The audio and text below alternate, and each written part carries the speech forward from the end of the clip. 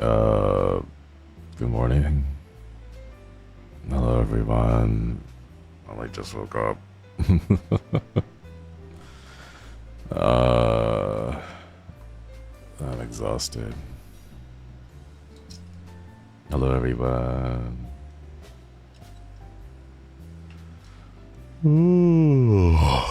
Oh my god. I told myself I would try to go to sleep before midnight. And then I just spent the entire night.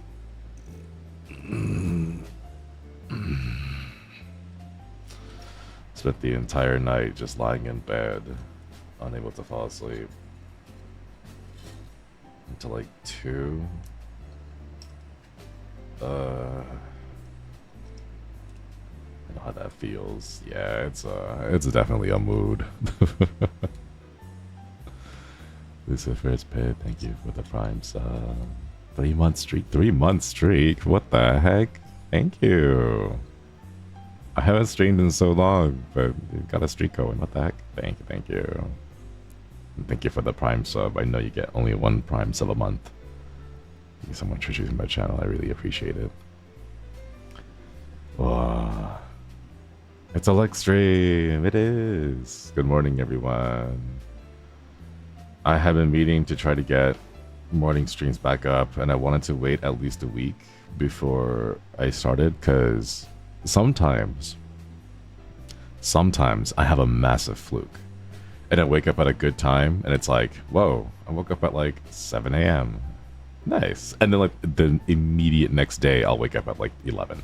So I didn't want to do morning streams until I was consistent enough that I could be like, okay, I feel confident that I could do morning streams and not just like oversleep through them. Kimi Koda, thank you for the gift sub. Thank you. Gift sub to Damien Solis. Nice.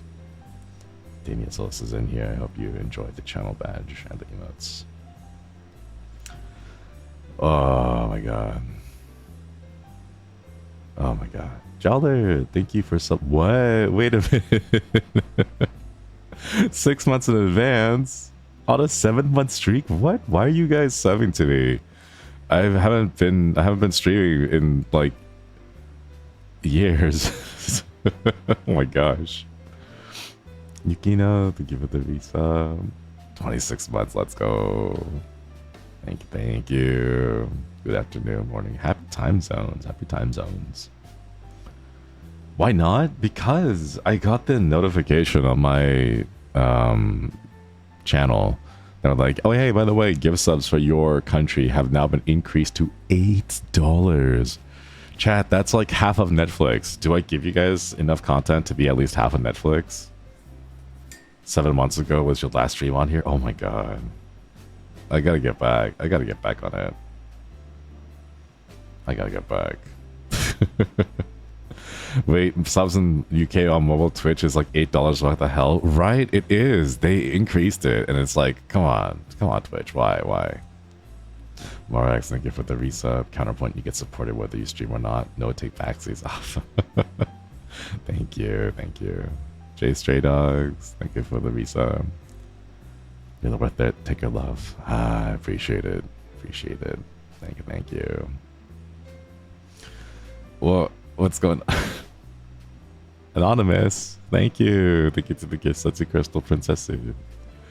Thank you. Oh my gosh. Hope you enjoyed the channel badge and the emotes. Wow. Reese Cups, thank you so much for 6 months in advance. What the heck? So now you guys are making me. It feels like you're guilty me into like stream or. Staria Rivia, Terry, thank you for the subs. Thank you. 11-month streak. It's been like a year since I've last streamed. Terry, thank you. I wonder how many of you got sub. It's only $2 here. No. It's okay. Don't.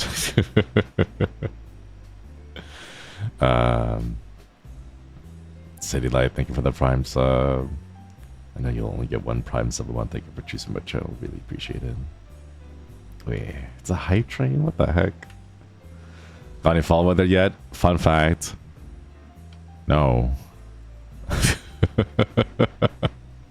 I'm currently sitting It is 9:30 a.m. Okay, let me check the weather. Weather says it's currently 85 degrees. Expect it to get to 103 today. So, yeah. Well, here's the thing though. Like, growing up in this place, I kind of remember the weather not being this chaotic. Like, I remember a time when we didn't have fires constantly, you know? Every single, like, September, October-ish, you know? I remember those days. Not so much now. Not so much now. It's gotten worse. Yeah. Kiss me to life. Hello. Hello. Rainy Shrimpy. Oh my goodness. Thank you. Thank you for the Prime sub. I know you only get one Prime sub a month. Thank you. Love you, Lex Fixture. Hope you're doing good. Doing all right. We're struggling out here, but we're living. We're living. Crystal, thank you so much. Thank you for the bits. Missed you. Hope you're doing good. Doing all right. Doing all right. We're making it work. We're making it work, right? It's high 80s in Texas too. Oh my god. Oh my god. Not allowed to struggle? Okay. Next time a struggle comes into my life, I'm gonna put my hands up and be like, no. You're legally not allowed to make me struggle. Nova, thank you for the bits. Thank you, thank you. Isn't the morning supposed to be chilly? It is. It is. I cannot wait for it to be below 70s every single day because I am exhausted. I want the cold weather again.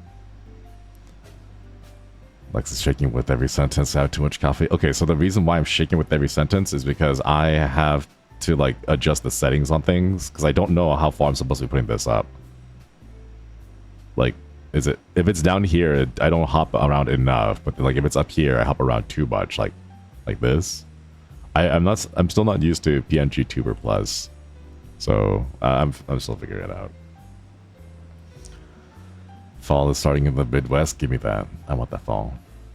Kudere Crab, hello. Welcome, welcome.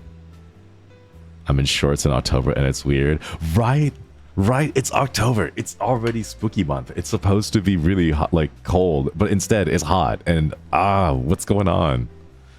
The thing that I worry about is that like this is supposedly going to be the coolest summer of the foreseeable future. So my thought is, if it's going to be this hot now, how hot is it going to be, 5 years from now, 10 years from now, 15 years from now?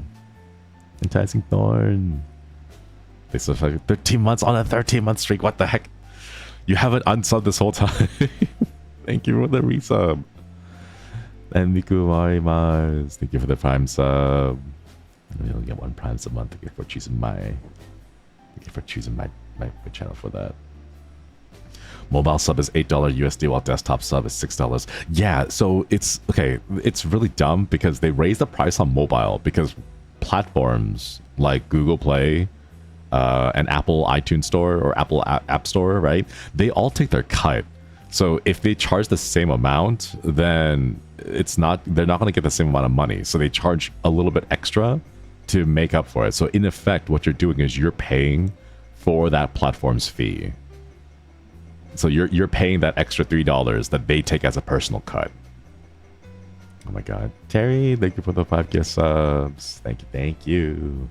If you receive one, please enjoy the channel badge and the emotes. Oh, to think winter's gonna be like summer in 10 years. I don't want to think about that. Thank you for the stretchies.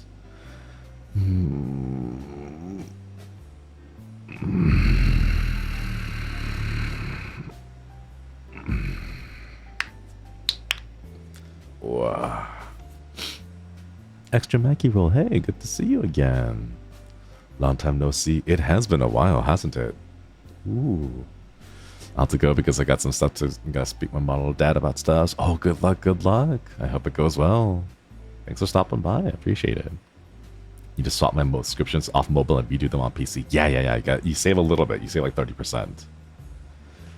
Shilpion, thank you so much for the gift subs. Thank you. Can we get some hearts in chat for the gift subs? I stretched too and I felt my bones grinding. Yeah. We got to get on that collagen grind, you know? Okay, as someone who's not a nutritionist or a dietitian, I'm not sure which one's the legitimate one and which one's the fake one. Because I know one of them is a label that influencers use to make them seem legitimate, but they're not actually. And the other one is an actual license thing that you have to like go to school for and study. So like one of those is legitimate, the other one is not. I forget which one it is though, right? But like I'm neither of those things. So I don't know if it's true, but I've heard that if you eat collagen, it supposedly helps your body like retain it a bit better, but I don't know if that's actually true because I don't know by what mechanism your collagen is replaced, because collagen doesn't have blood vessels. So how is it getting the nutritions, you know? Like your muscles have a lot of blood vessels in them, so like when you're doing exercises, the blood, you know, transfers the carbon dioxide and the oxygen and all the lactic acid and everything, right? Like the mechanisms are there. Your collagen doesn't. Like your kneecap doesn't have blood vessels in the collagen. So I'm like, how does that work, you know? Young and Kim, hello, thank you so much for the follow. And Not Your Cupcake, thank you for the sub. Thank you. Yeah, same. My spine has been acting up because work is a lot of sitting. Oh no. Are you able to get like a little bit of walking around, move around, wiggle? Don't stay sitting too long. I heard, I also don't know if this is true or not, but I heard like flat butt is a thing where like if you sit at work for too much, your glutes kind of get misshapen and then you don't have a like nice, like snatched booty cheeks, you know, if you sit down for too long. So like you gotta stretch, you gotta exercise it. I feel like collagen supplements are sus because if they worked, they would be used to treat collagen deficiency syndromes like EDS. Right, that's what I'm saying. That's what I'm saying. Sorry, I got like a whole bunch of cups on my desk right now. Dietitians are recognized as a professional title reserved for those complete specific educational licensure requirements. Ah. I have EDS and they didn't give me collagen tablets from it. They actually gave me nothing. No! Oh my god. Oh no. Flat butt is real though. Yeah. Many countries, a person can be claimed to be a nutritionist even without training, education, or professional license, in contrast to a dietitian who has a university degree, professional degree, and certification for professional practice. Ah, okay. Yeah. Make sure that the people you listen to have gone to universities and gotten the license and gotten the certification. But also make sure that the certifications are legitimate, because if they're not, you get things like ray gun. And the certification's like, should I really have been certified, or did you certify yourself? You know, so be a little cautious about that. There's too many influencers online nowadays, sadly. Eden, thanks for stopping by. Hello, I can't stay, but I wanted to say hi real fast anyway. Thank you for stopping by. Hope you have a wonderful day. Time to clean the cups off your desk? I should. I really need to deep clean my house. Well, office. Room? I don't know. Workstation? Workbench? Personally, I never take collagen supplements often. I guess my main source of collagen intake is chicken feet. Oh my god, yeah. Braised chicken feet is delicious. It's so good. Chicken feet is delicious. I know some people are a little squeamish about it, but like I had it before and it's so good. It's delicious. Lex, you're back. I want to be back? Question mark. I want to be back. I don't know if I can do it consistently enough. That's the goal, though. I'm gonna try to do some morning streams again, just like the good old days. Yeah. My bad. Dietitians give certifications. Nutritionists can't provide accurate diagnosis. Okay, nutritionists can't give you diagnosis. Okay. Yeah, it's one of those two. I completely forget. I want Korean spicy chicken feet. Ooh. Never tried chicken feet. What's the taste like? It tastes like, have you eaten like chicken wings or like chicken drumsticks? And then at the cap, at the joints, there's like a little bit of collagen and it's kind of like crunchy a little bit, but it's still edible. It's like that, but it's the whole thing. Gummy? Yeah, it's a little gummy. Oh, a high train. Let's go. I want to open that. Let's see what we get. Oh, I got Goblin Jam. Nice. Thank you, everyone, for the hype train. Thank you. Well, thank you for this stretch redeem.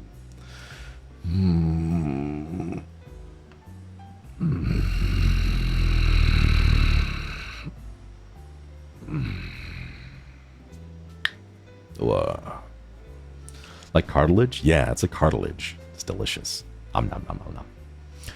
Any games you're looking forward to play this spooky month? I have been told by many people that I should play Voices of the Void again. Because after I stopped playing it since I was in Japan and it came back, apparently there was a big update. So I gotta play Voices of the Void. I've gotta play Mouthwashing. Apparently that's the new big thing that everyone's playing. I want to try Mouthwashing. There's another one about like climbing called Lorne's something. Lorne's Deep or something like that. Lorne's Lure. There we go. So I want to check that out too. It looks pretty cool. I don't know. There's a lot of spooky horror games out there. Stay shining, Lex. Your fan once and forever. Aw, Takachito, thank you. Good to see you. I hope you're taking care of yourself. The way you say lure, I don't know. Because like in my mind, it's like there's the U-R-E, it's like demure. So you gotta say lure, right? It's the same thing. I don't know how to... Because if I don't, it'll just be Lorne's Lure.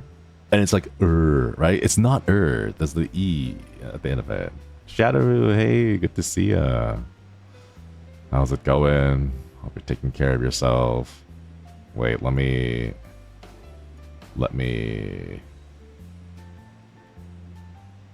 Why is there a shortcut to make someone a mod, but there's no shortcut to make someone a VIP? What the hell? That doesn't make sense. Okay, let me see if we can get you a VIP badge real quick. I'm gonna be hanging out with an old friend.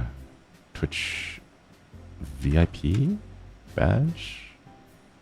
How do I add it again? Where's the page?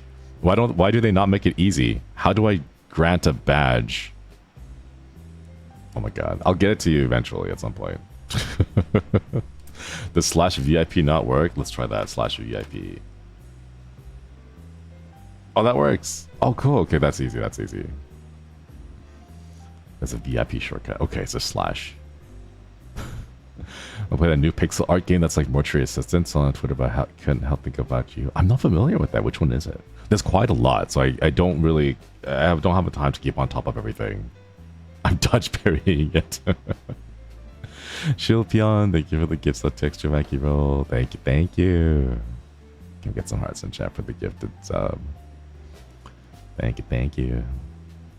A big hug from the EU. Thank you. Oh my god. Chad, what's with the heat? I hate this heat. I need to get out of here. I need to like leave. Have you seen this Steam page for Homicipher? It's a horror dating sim. I have. I played the demo a while back on my own, and it's very cool. I like it. It's like, it's got just enough horror elements. It's really cute. Like, the guys are nice, is all I'll say. I don't want to spoil anything for anyone. But like, the gameplay itself is really interesting. I have not seen a game like that before. So like in Homicipher, all the men talk in a different language that you don't understand, and you have to do your best to try to learn the language by understanding context clues, right? Like they'll point to like one coin, right? And then they'll say a symbol, and you look at the symbol and it's like, okay, I'm gonna assume that means like one, or maybe it's coin, or they're like pointing to the thing, right? And then they bring out two coins and they point to it again and they give you a second symbol, and you're like, oh, okay. So context clues, the first symbol meant one coin, second clue meant two coins, right? And so on and so forth. So you kind of like piece together the language from context clues, and it's really cool. Have you heard of Zoocosis? That's the one with the spooky zoo, right? I have, yeah. It looks interesting. I don't know what kind of gameplay it is though. But I'll try it out. I was a little bit spooked by like the terms and service that they have. They say it's non-commercial, so I like have to turn off bits and stuff during the stream. I don't know how to do that. Saw the game yesterday. Southeast Asia has been 34 to 35 in my area, but also rating in the good store. Pick one, please. That's terrible. Oh my god, that's horrible. That sounds like the perfect day for lots of lightning storms. Does he know, chat? Do I know what? Wait, what do I know? What do I not know, actually?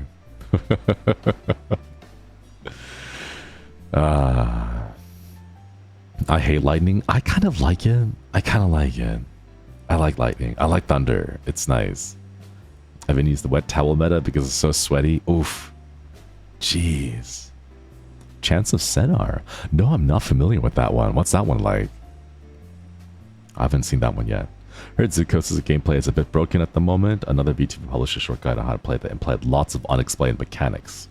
Oh, that's not good. That's rough. I get the feeling that a lot of games... Wait, is that the one on Unreal Engine 5? I know there's a lot of horror games coming out on Unreal Engine 5 that's like more visuals than anything.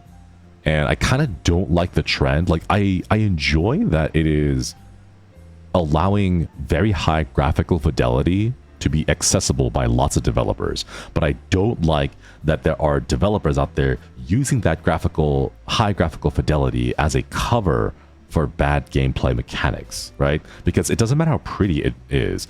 At the end of the day, it should still be a fun game, right? The game's not broken, you can easily hard lock yourself. I would say that's kind of broken. I would say that's kind of broken. I mean, like, if there wasn't a way to like easily tell you, like, hey, don't do this, or if you do this, there's a way to get you out of it, you know? Chance of Center is really good. It's like an exploration puzzle game based on languages. Oh, I'm not familiar with that, but that's cool. Oh, so it's not a new thing. They did put a patch out mostly for graphics. They didn't explain what to do or how to do it. Still fun to play. Nowhere near perfect. To be fair, like, if it's an indie developer, a lot of the stuff that they have to deal with is probably outside of their wheelhouse, because making a good tutorial is actually really difficult. Like, it is insanely difficult to make a good tutorial. I used to work on the game, not as a developer, but as an alpha tester.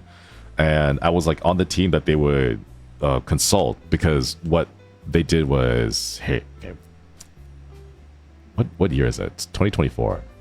When did I should be out of NDA time. It's been a long time since I've seen the contract, but I should be out of NDA, okay? All right, so a long time ago, I used to be on the alpha tester team for a game called Gigantic. All right, and I was part of the team that was there to help teach new players how to play the game so that we could get a better pool of testers for the alpha tests, right? Cultural Mishap, thank you for the gift sub. Thank you. Really appreciate it. And then, so they flew me out to a couple of conventions, and my job was to be on the floor to teach game journalists. You guys can understand where I'm going with this. To teach game journalists how to play the game so that they're able to experience it fully and write a good review about Gigantic. Okay? You can... So, when you want to make a tutorial for a game, right? That's the audience you have to gear it towards, right? It has to be an audience of game journalists, all right? So you can't teach them mechanics like, oh, hey, there's this really cool like tech where you can like run, jump, slide, punch off a wall and do a 360 and change your momentum in the air. You can't do that. They're game journalists, right? So the only thing they know is like moving with the left stick and then maybe pushing a button occasionally on the side, right? Like, they are really difficult to help, okay? Like, they need a lot of guidance, okay? And let me tell you, it is difficult to make a tutorial that can encompass that, right? You kind of, most games kind of expect you, like, if you play an FPS game, right? They're like, okay, we're going to assume you've played FPS games. W is move forward. You know, A is move straight to the left and D is straight to the right. We're going to assume you know those, right? Game journalists don't. They don't know that. They're like babies. They start from zero every single time. All right, and you have to teach it to them, and it is impressive how bad they are at games. Even if they'll play an FPS game, right, and then they'll move over to like the station next to it. It's the same FPS game, or sorry, it's like the same genre, right? So it's another FPS game, right? They'll completely forget the controls from the game that they played just before to the one they move after. Like, it is impressive how they do that. Matthew, thank you for the bits. Didn't know you moonlighted as a preschool teacher. That was a long time ago. A long time ago. They're almost too good at being bad. They are impressive. It is an impressive amount. Bunny Hugger, thank you. Hi, pretty sure it's my first time making it to one of your streams. Well, your message does pop up as a first time chat. So welcome, welcome. Thanks for stopping by. Given your experience, thoughts on Tutorial Village in Outer Wilds? I love it except for the flight. The actual piloting of the ship, it was nothing like piloting the little mini. That's the one thing I dislike about it. I kind of wish that they had like maybe a makeshift cockpit, and you could like hop into the cockpit and then like see it from the inside of the spaceship, because playing it or trying to fly the little mini drone was not it. It was significantly more intuitive to actually pilot the genuine thing, the real thing, than it was to try to pilot the little mini drone. So like in a way it worked out because it was a lot more intuitive for me, but the tutorial made it seem a lot more difficult than I thought it was going to be. Kind of fair to normies, but as a game journalist you kind of have to like, you should have the required understanding. Right? Oh my god. Maybe they call like, they every now and then, right, like every 6 months they invite all the journalists into a room and they're like, okay, play Apex, and then if you're able to get at least 100 damage on someone, they fire you because you're too good at the game. And then they hire new people who aren't good at the game because they want to keep the pool like refreshed. You know, that's what they do.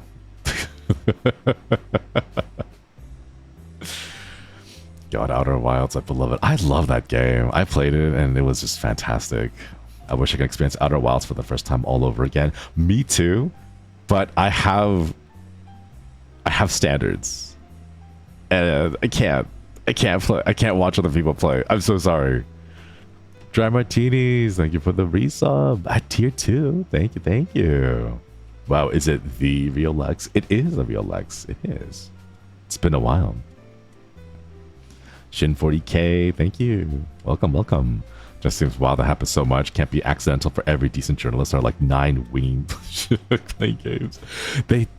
I don't know. It's impressive. It's gotta be some kind of a culture. It has to be some kind of a culture, you know? Never underestimate idiots. There's always they always one up themselves. It's impressive. It is impressive how much they do that. But here's the thing. Sometimes I kind of want that, you know?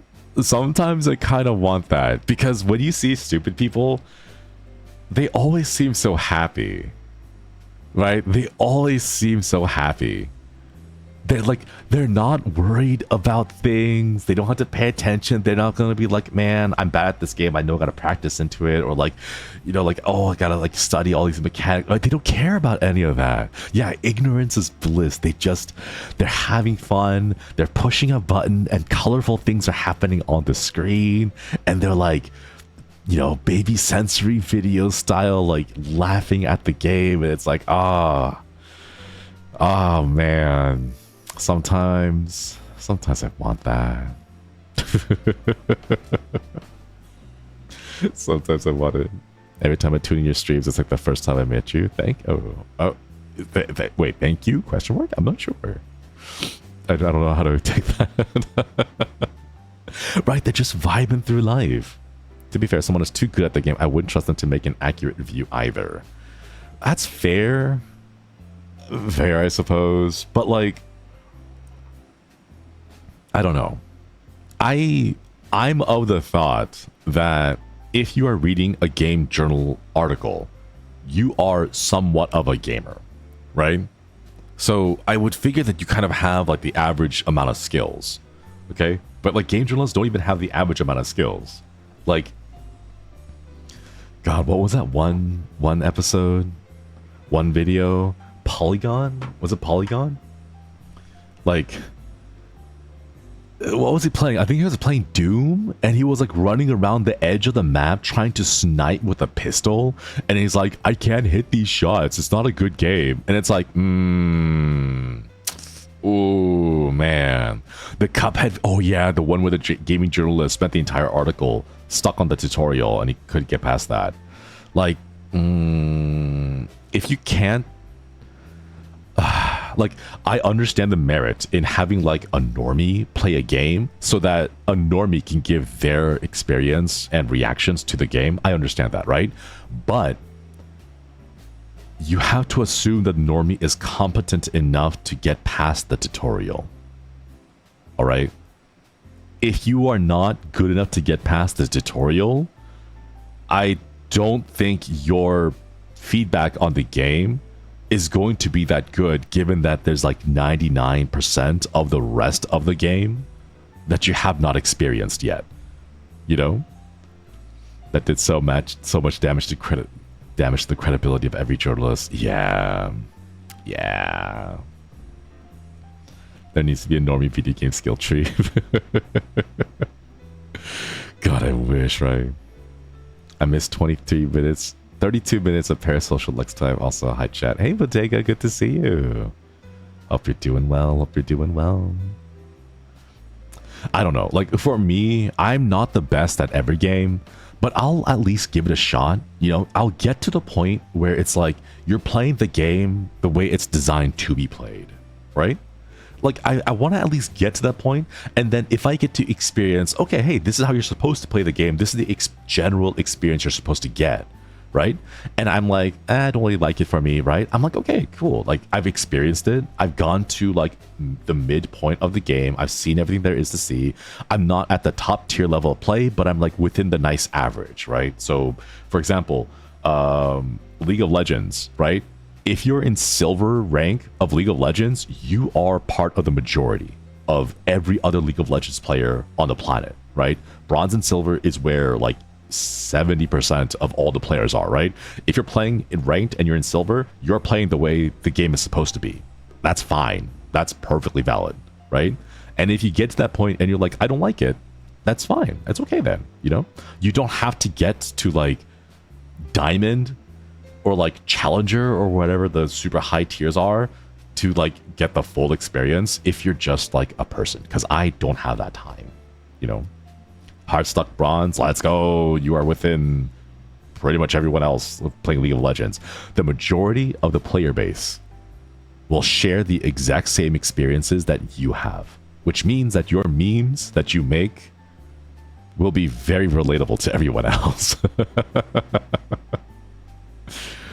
Unfortunately, my college class is about to start, so I have to go. Have a good day and a good time with your friend. Bye, Lex. Bye, chat. Thank you for stopping by. Give me Coda. Hope you have a good time at college. Have a good time. Game journalist Squid Game? Ooh, wouldn't last the first round? No, they wouldn't. Rise up casual game enjoyers. Okay, can I see something? I have gotten way more interested in single player solo games than I have with PvP competitive games. Like, I still have a little bit of competitiveness in me, right?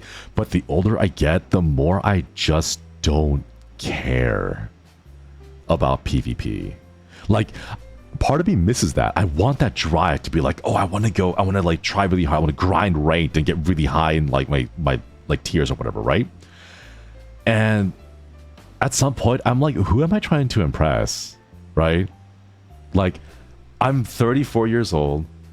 All my friends, like, they're doing their own things, right? They're getting settled. They're having kids. They're getting married. I'm here. I'm playing a game, and I'm trying to, like, get to diamonds that can impress, like, little Timmy, who's, like, 18 years old, and he's got all the time after high school to just grind Fortnite for 7 hours a day, right? Like, I don't, like, no, I don't have time for that anymore. Like, who am I trying to impress, you know?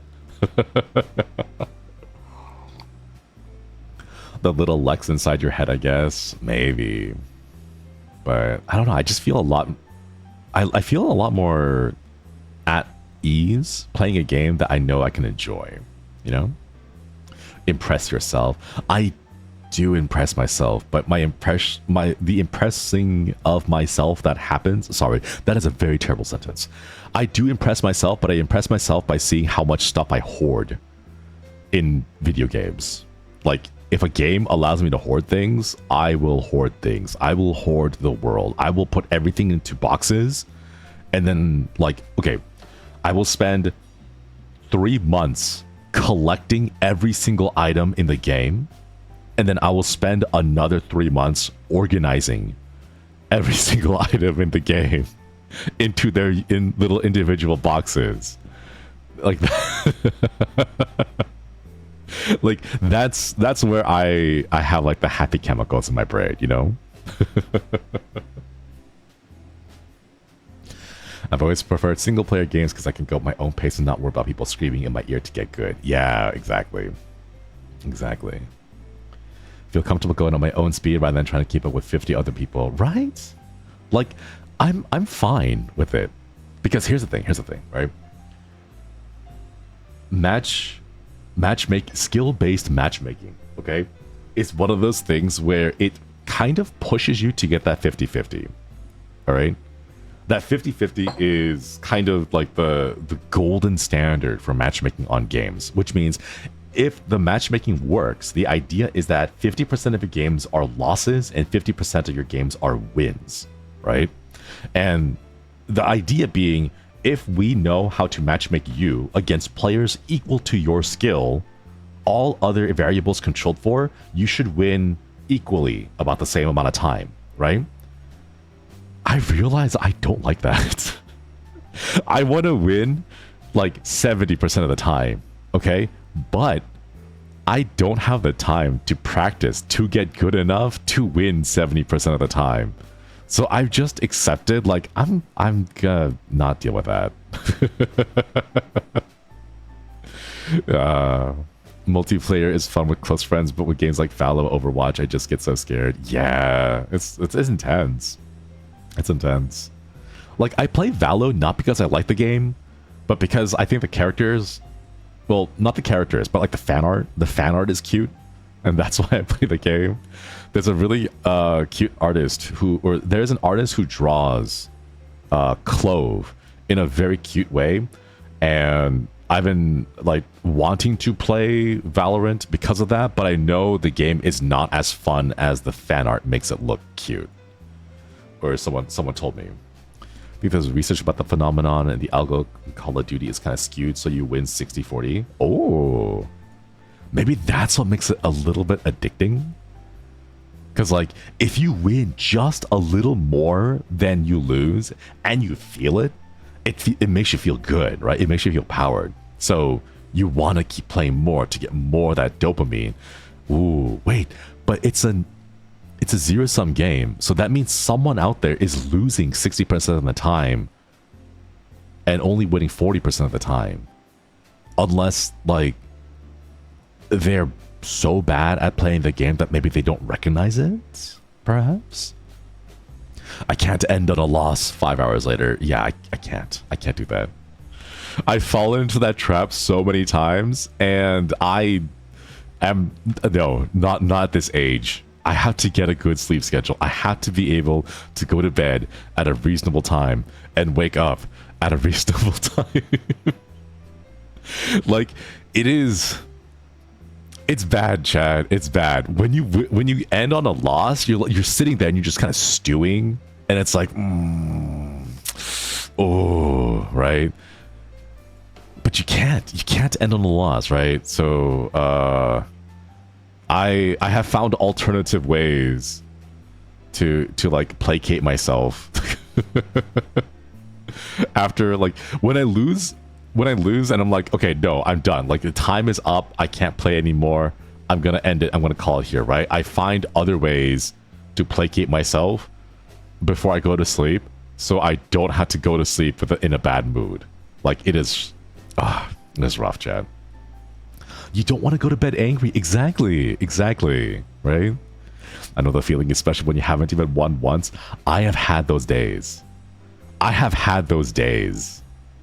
Okay? Like, I'm I still play Heroes of the Storm.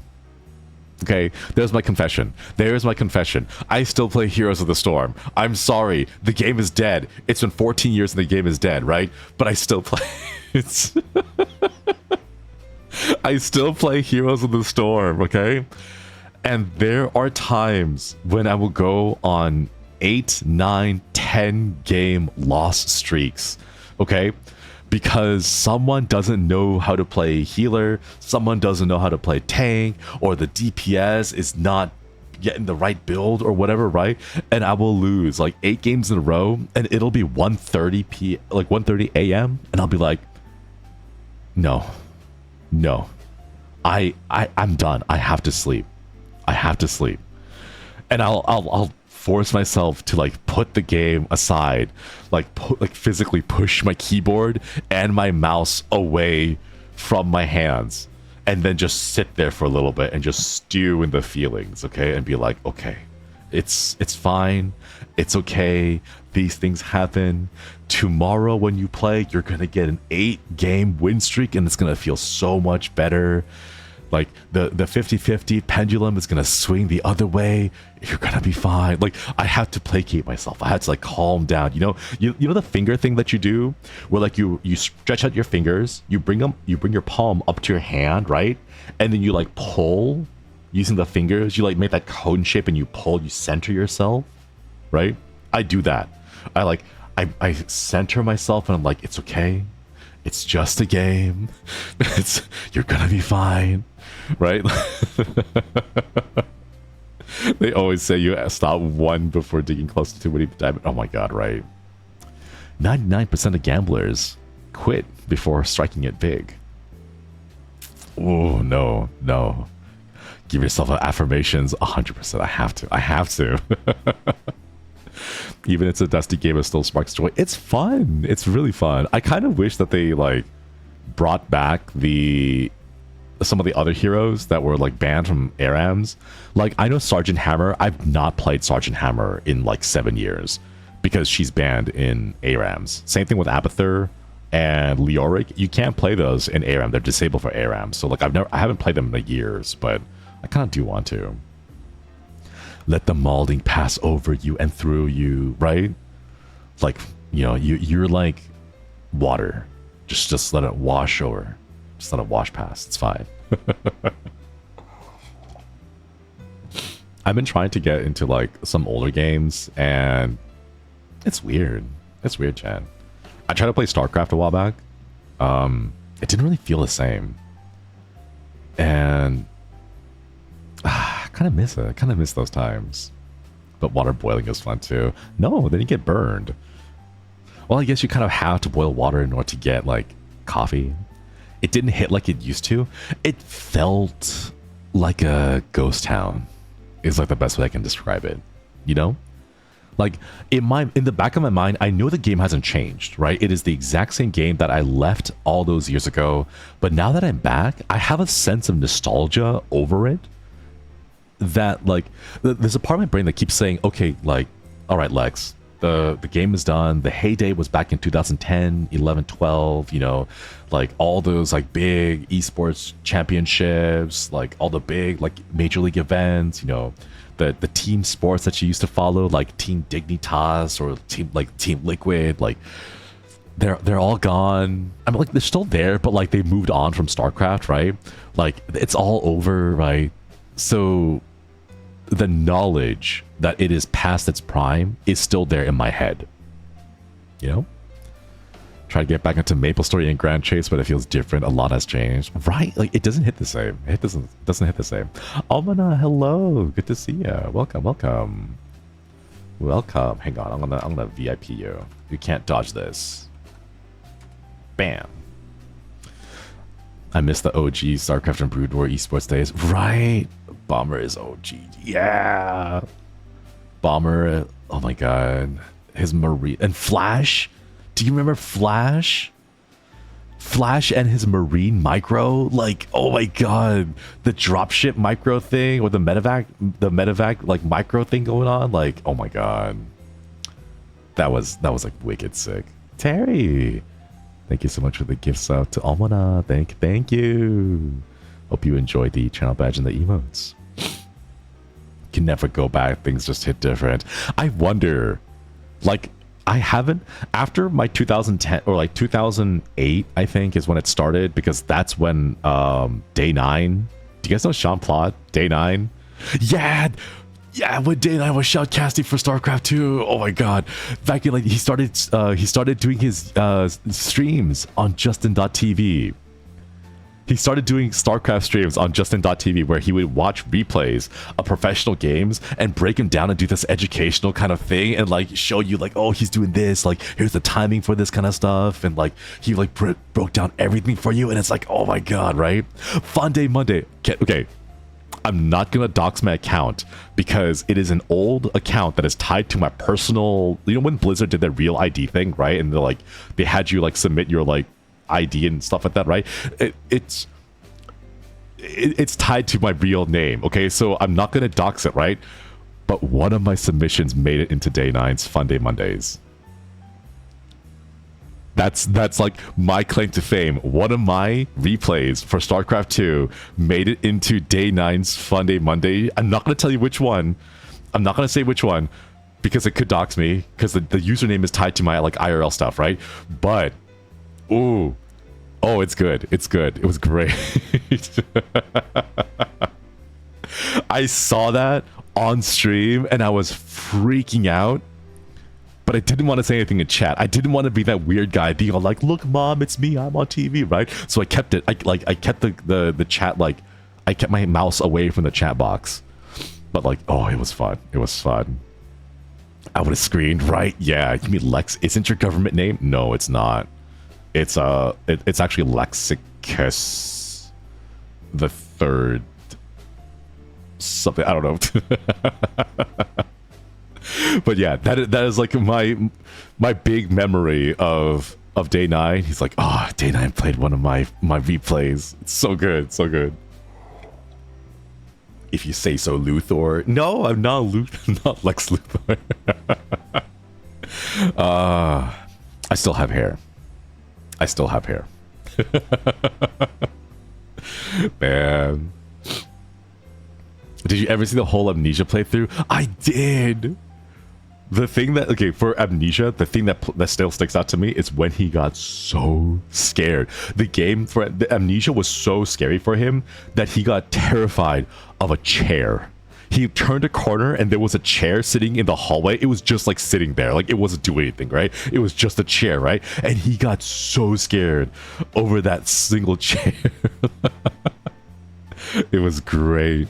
It was amazing. I'm pretty sure that moment was clipped because like that was near the height. Yeah, man mode. Man. His Amnesia playthrough is comforting for me. Those are the days. Those are the days. Oh my god. Good times, good times. I still remember like his webcam because he was using some like really dusty old like Logitech webcam in his college dorm room, and it was like tilted over to the side and it had this like weird yellow filter on it because it was like early enough that fluorescent lights were not that common. So he still used incandescent lights in his college room. So it gave his webcam this weird yellow kind of hue. It was amazing. God, those are the good days. Every single day I would wake up, finish classes, come home, play some StarCraft, and then watch his VOD or watch his like live stream if I could catch it live, and then go back and play some more StarCraft. Oh my god. Man. Yukino, thanks for stopping by. Hope you have a wonderful day. Please take care of yourself. A drug den hue. Your nostalgia has a filter of the lighting from the time. It does. It does. What race did you play in StarCraft? I played Protoss and I got the diamond, and then I had a friend who was like, "You just was it one an A move? Select all, control 1, A move to victory for Protoss, so you're like not that skilled at the game." And he played Zerg. So I'm like, all right, let's like bet. Let's swap races, right? So he played Protoss and I played Zerg, and I got to Masters, or no, Diamond. I got to Diamond Zerg again. So like, haha. I never played Terran though. I didn't really like it because My brain is weird. Whenever I play Terran, I play Super Turtle, which doesn't work for me because I'm not a turtle guy. I am an expansion guy.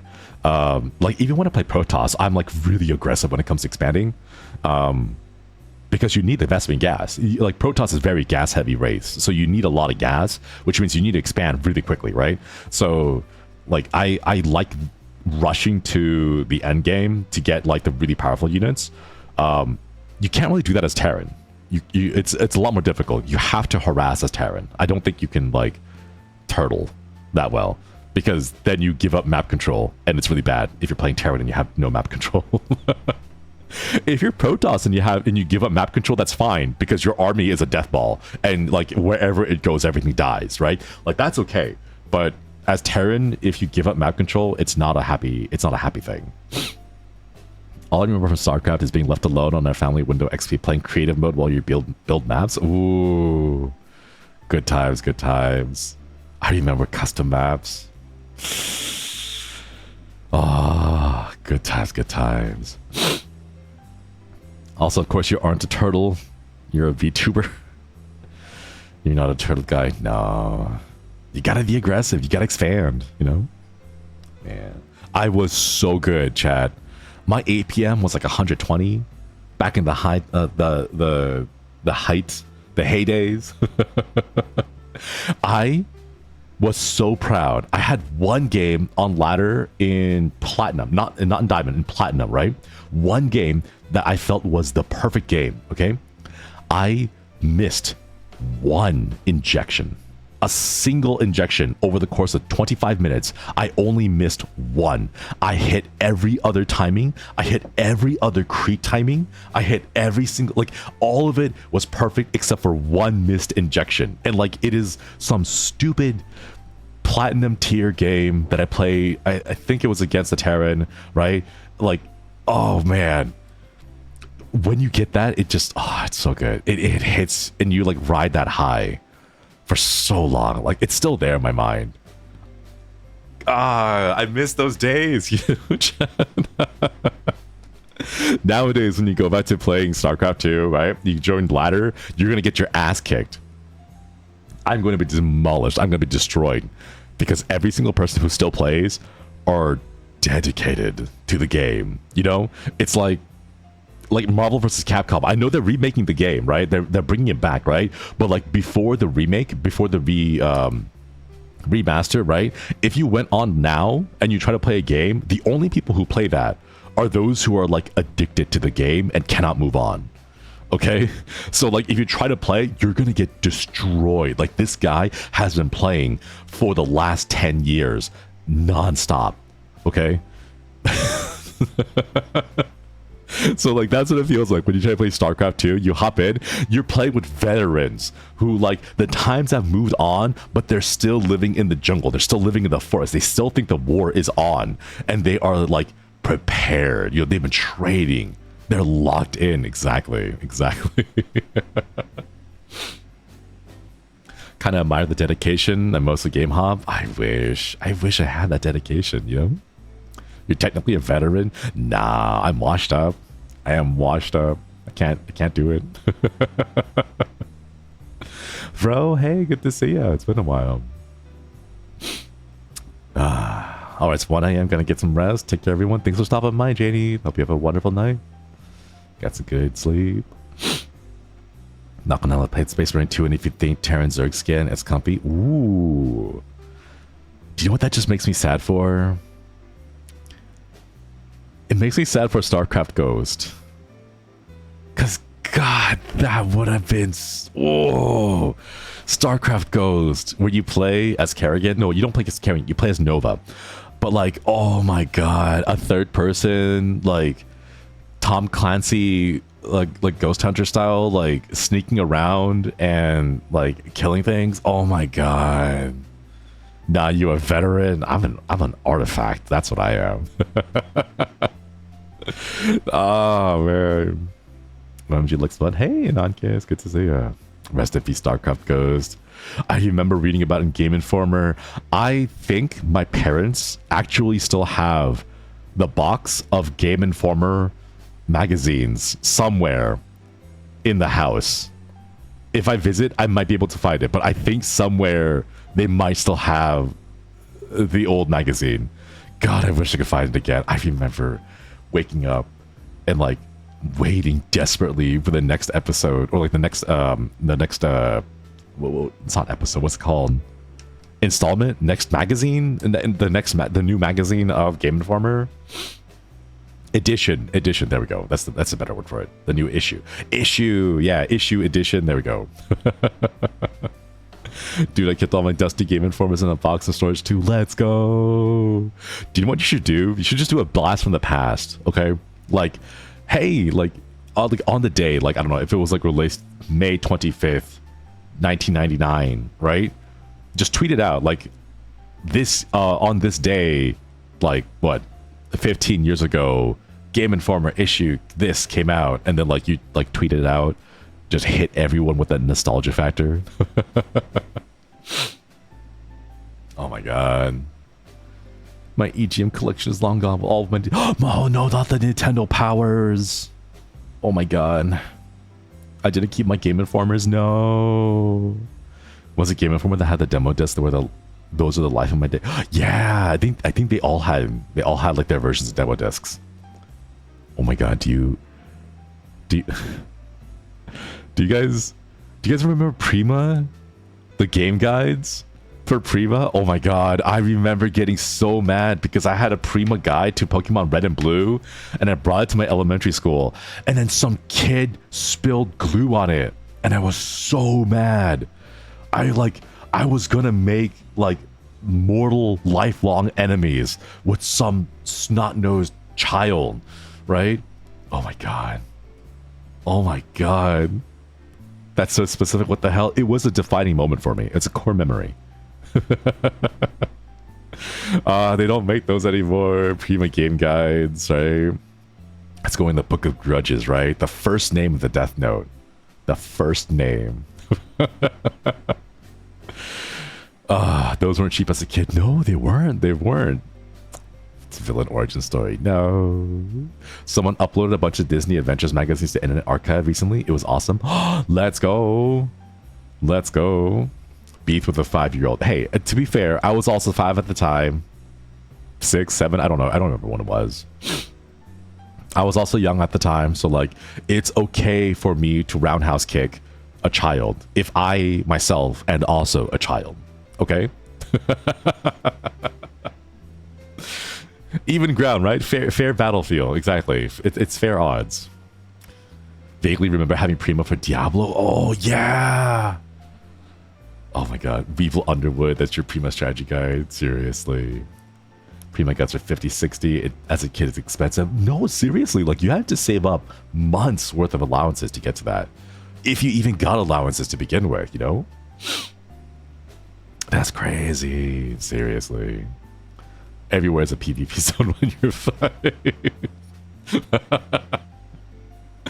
I used to buy Prima guides for everything, even the no-name JRPGs. I love them because they had so much stuff, right? It wasn't just the guide for the game, okay? It was also little tidbits. It was also like little like flavor text of like, oh, like describing, like they had like developer interviews at times of like why they built the map the way they did, or like what certain items were inspired by, you know, like they had all of that stuff, and it's like, oh, you know, it was nice. It was really good to have. EB Games used to give money off of the guy if you bought it with the games. Oh man. Oh man. Those are the times, chat. Those are the times. What's a book on the thing you love? Exactly. Fun facts, concept, special art. I miss physical game guides so much. They don't make those anymore. Sadly. Sadly, no more. They have a ton of them on Internet Archive still. It's not the same. It's not the same. You know? I was reading up on like a recent thing, like California recently passed a bill where like you had to make it clear that you are buying a license for the games. You're not buying the game. You're not owning the game. You're buying a license to own the game if you're buying a digital game, right? And it made me think about like how many physical copies of games do I still have? And the answer's not that many. Very, very few. And it's rough. It's sad. The old box art for the games, right? The ones that flip open. The little, what are they called? Crystal jewel cases for the CD. Oh my god. If you bought like, what is it? Final Fantasy was like a big thing in my school, back in high school, because their jewel cases came with an extra insert so that when you opened it, you took out the sheet, you could flip the cover around and there was like a brand new art piece that's like completely different, right? Yeah, some of them had maps, others had like a whole like spread of all the characters, right? Oh my god, those are the days. Oh man, probably one of the few Cali W's. Honestly, it's not even a W. It's not changing anything, okay? So as far as I know, the thing that the regulation changes is game stores or digital platforms cannot advertise games as purchase to own or purchase to buy. They can't advertise it this way, right? They have to make it clear that when you are buying the game, quote, air quotes, buying the game, you are buying a license for it, right? It doesn't change anything about the license itself. It doesn't change anything about the physical media or the lack of physical media, right? All it's saying is you have to be honest to your consumers, your customers, that they are buying a license and only the license. Yeah, you're purchasing access to the game, right? And it's just making it very clear. So it's not really even a win. It's more of just like making you aware that you are not buying the game. So yeah, purchasing access, and it's access that can be revoked. Exactly. Games as a service. Won't have to renew the license though, right? You may have to, depending on the game. Some publishers will, like, I think PlayStation recently got into it, PlayStation 4 or 5. I think it was 4. A recent like publisher pulled their games, and then all the games that you owned were suddenly inaccessible, even though you had purchased it and you owned it. Like, it was in your library, but you couldn't play it because they took away the license for it. And it's like, why would I buy a game, you know, if they're just gonna take it away? Return to monkey play TTRPGs because companies can't copyright game mechanics. Oh, companies can't copyright game mechanics. Oh, I want to agree with you on that one. I want to agree with you on that one, but that is not true. Companies can, well, they can't copyright it. They can patent it, which is the fun issue at stake when it comes to the Nintendo and Palworld patent infringement lawsuit issue thing. I don't know what's going on there, but ooh, man. If you guys go right now and you Google up video game patents, you will see a whole bunch of those, right? So like, I believe Bandai Namco had a patent for mini games during loading screens, right? So if you want to know why so many Bandai Namco games during the loading screens have a mini game, so you can like play around with something, right, while the level is loading, that's because they own the patent. If you wonder why no other game dev or publisher or like indie game or whatever has ever tried that since then, it's because they own the patent and they can sue for it. Yeah. Other things that are really kind of interesting, right? Interesting. Shadow of Mordor 1 and 2. They patented the Nemesis mechanic, whereby a player can interact with a named character and then they develop a relationship as a nemesis, and then they like grow and advance throughout the gameplay. That's why Shadows of Mordor has the Nemesis mechanic in the game and no other game does, because they own the patent for it. One that's a little older, it is no longer patented because it is now expired, is Eternal Darkness Sanity's Requiem. Nintendo owned the patent for the sanity system in the game. So as a player, as you do things in the game and you see horrible things or you see gore, you take damage from enemies, your sanity meter drops down, right? And then as it drops down, it triggers certain effects, like maybe your GameCube gives you a fake error that says your save was corrupted, ooh, right? Or like maybe a cockroach runs across the screen, right? To like simulate the laws of sanity, right? That specific thing had been patented back then, which is why for, I don't know, was it 20 years after Eternal Darkness, no other game included a sanity mechanic because they couldn't. It was patented. And if you're wondering, hey man, I love the mechanic in Eternal Darkness, why did no other game take advantage of that? It's because Nintendo owned the patent. Yeah. Oh, right. The Mass Effect dialogue choice wheel was also patented, which is like, come on. Come on. Really? Really? Stray Cat, thank you for the follow. You speak very eloquently. It's nice to hear. Thank you. Thank you. I'm not normally like this. English is my first language, but it's also my worst language. So I usually stumble and trip over my words a lot. It's something that I never understood, like a company having a patent, for example, red squares over blue circles. It's dumb, but they could. Fun fact, if you want to know the absolute worst patent case that I know of, actually, no, there's quite a lot of those. I'll have to put together a list. Oh.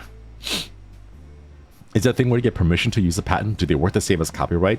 They don't work identically to copyright, but you can license patents. You can license them.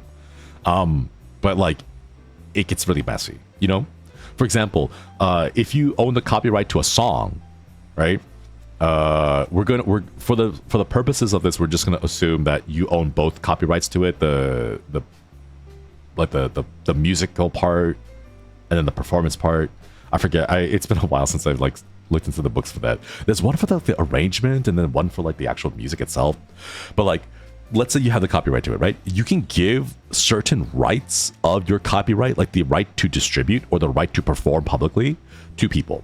For patents, you don't necessarily have those. You can license it, but it's a thing that you have to negotiate, right? So for example, in copyrights, there is the right to distribute. It's an actual right that copyrights give you, right? So if I have a piece of art that I made, I can give someone the right to distribute that piece of art to other people, right? Like that's the thing that I can like directly license out to you, right? Patents, on the other hand, don't necessarily have that.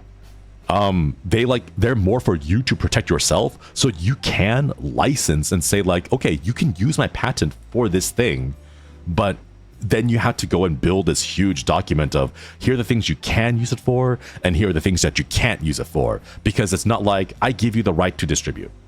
Because once you say I give you the right to distribute, there's enough case law, there's enough common law that's been developed around it that you kind of pretty much get the gist of like, okay, I know what I'm allowed to do with this.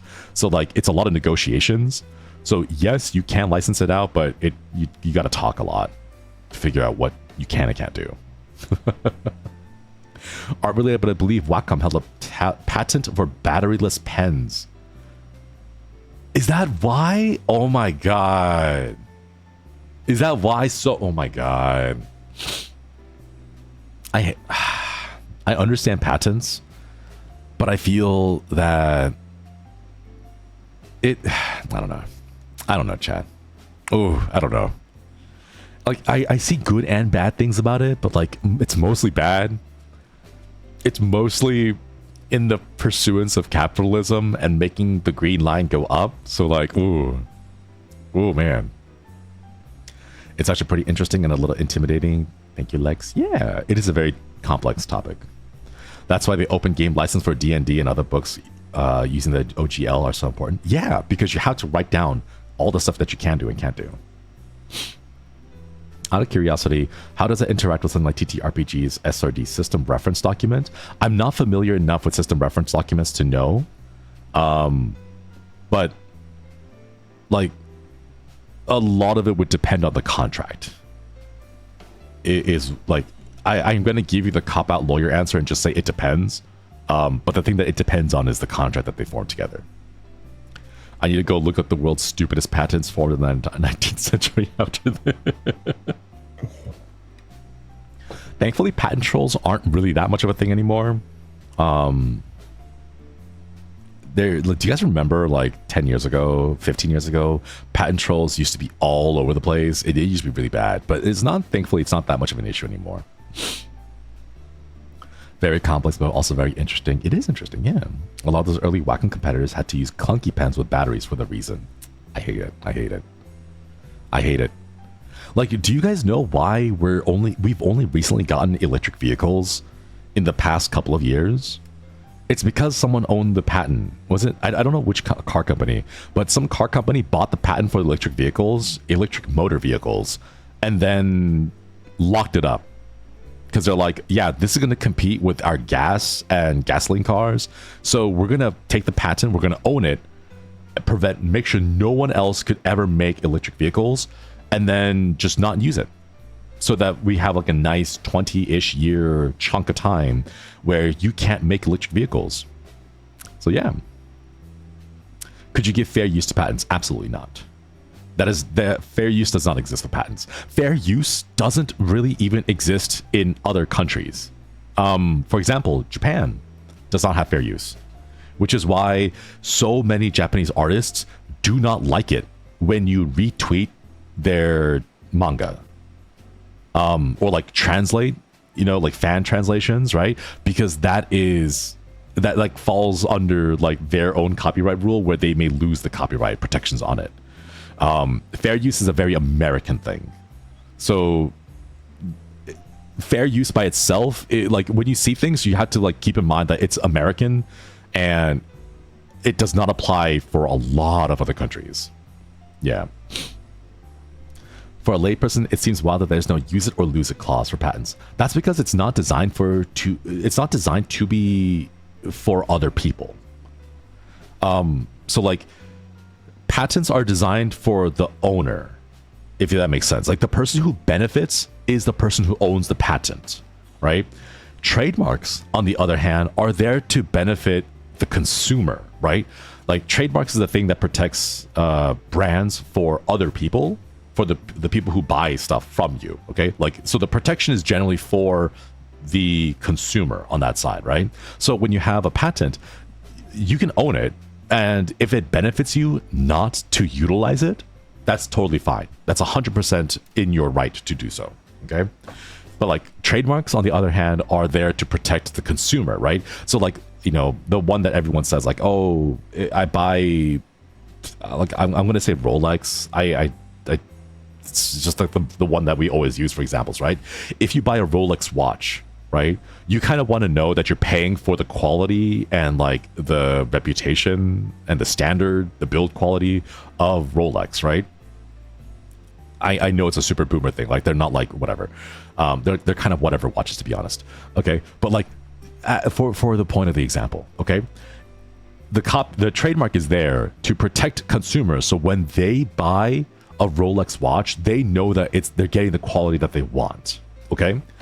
And if someone goes out there and they try to peddle fake goods and they say, oh, this is also a Rolex, right? And they buy it, and let's say like it's got like a faulty battery inside it and it blows up and it injures the person, right?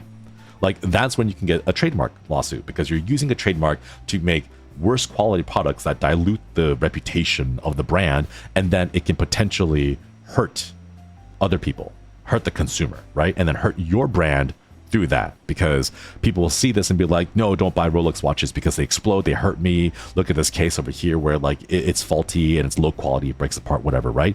And that dilutes that hurts the brand in general. So like different things protect different people, and the goal of them is for other things. And patents, the goal is to protect you, the owner of the patent, which is why like if you want to buy a patent for a new technology and then prevent anyone else from using it just to be spiteful, just to be a little piece of doo-doo caca, that's okay. You can do that if you really want to.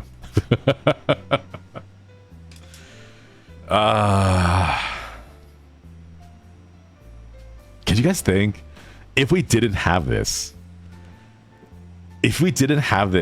we would be 20 years, at the very least, we would be 20 years more advanced than we are now. Because once that patent is owned and locked up and just not used, we have to wait for it to expire naturally, Oh my God. Our world could be so much better now. We'd actually have flying cars. I don't trust people with flying cars, I'm gonna be honest. I've seen bad drivers. I live in California. I've seen bad drivers on the highway. Flying cars? No. I don't want to see them flying in 3 dimensions. Oh my god. The guy tried to trademark Inktober. Oh man, good luck. Good luck, man. Good luck. Patents can't be lost through other means. They can be. For example, like if a patent ends up being like similar to another patent, you can lose it. Or like if it's not like specific enough, you can lose it. You can challenge a patent, but it's remarkably expensive. So like the average person is most likely not going to be able to challenge a patent in that way. People can't even be trusted on the axis of movement they currently have. Exactly, right? They can't do 2D. They can't go forward and to the side. If they went up and down, that'd be even worse. Rumors say we still don't have hydrogen fueled stuff because of patents and lobbies. I wouldn't be surprised. I would not be surprised. But only in California, a handful of times the drivers are something. They are amazing. They are... I want that audacity. I want that confidence, you know? The self-esteem of a California driver. Speeding along the highway, doing whatever they want, right? Like people, they don't matter. They're suggestions. They're just NPCs. They're in the background. They don't. I'm the main character here, right? God, if I had that self-confidence, I'd be so powerful. I would be so powerful. Is it confidence or hubris and rage? A little bit of column A, a little bit of column B. Go to another state, you'll realize how good California drivers actually are. Other states kill me. My God, I wish.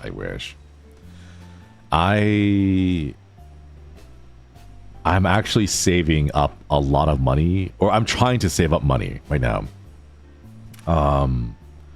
So that I can afford to move out of California. And it's gonna be a long time. It's gonna be a while, but I'm like looking into some resources to try to see what kind of paperwork I need to fill and all that. Dude, no one uses signals here. They don't. I think and New York drivers are better than California. That's saying something. That is saying something. The anger and rage of drivers from Rhode Island is crazy.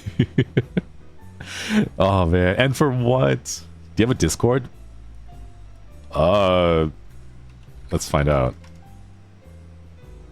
I guess not. I thought I had I think I have a Discord, but it's a Discord that I used back in 2022, and I haven't really touched it, so... I'm sure it exists, but I haven't touched it in 2 years, so I'm sorry. Latte with cream, hey, good to see ya. It has been a long time, hasn't it? Lived Cali most of my life, and I did not know that people were speeding up when you try to change lanes was not normal. Oh my god. Every now and then, I still try to like merge onto a freeway, and then the person is parked, straight up parked, right there at the connection. And it's like, no, you're supposed to speed up. Like it's a highway. You have to match the traffic. Please don't stop on the on ramps. Do not stop on the on. Like, oh my god, oh my god. Sorry, I'm getting really heated for that. You gotta match their freak. Exactly. You gotta match their freak. California Tron signal already being over the line. Not much compared with New York drivers, right? New York drivers are aggressive because they have to be. Man. Kind of wish I could live in a place with decent public transportation that I didn't have to deal with drivers like that. That's why I don't drive. I don't like driving. I will if I have to, but honestly, I don't like driving. Stopping is nuts. It is. It is. It's crazy. It's wild. Japan? I was in Japan once. They put me in a room. A rubber room with rats. I want to go to Japan. I want to go back to Japan. 100%. I want to go back to Japan. Man. Question. When you go to make a left turn out of the line, do you pull into the intersection or wait behind the stoplight? You're supposed to wait behind the stoplight. If you enter into the intersection, you technically start obstructing traffic the other way around. but you're supposed to wait at the stop line.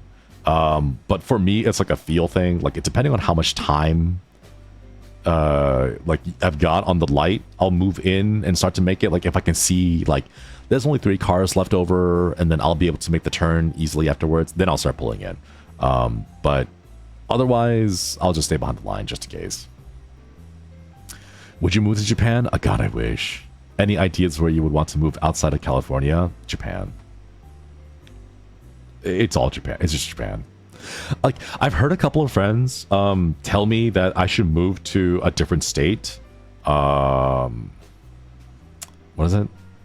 A few of my friends were like, you should move to Vegas. Like, it's really good there. And I'm like, I can't afford Vegas. What are you talking about? But apparently there's like neighborhoods outside of the strip where it's a lot more affordable-ish. And they're like, oh yeah, lots of content creators going out to Vegas too. And I'm like, okay, cool, neat. So like, maybe, but at the same time, like, I don't know. Vegas is great. Outside Vegas feels very suburbs. Move to Vegas and get cooked to death by the sun. I like, I don't know. Hey T, thank you so much for that sub. Thank you. Welcome back.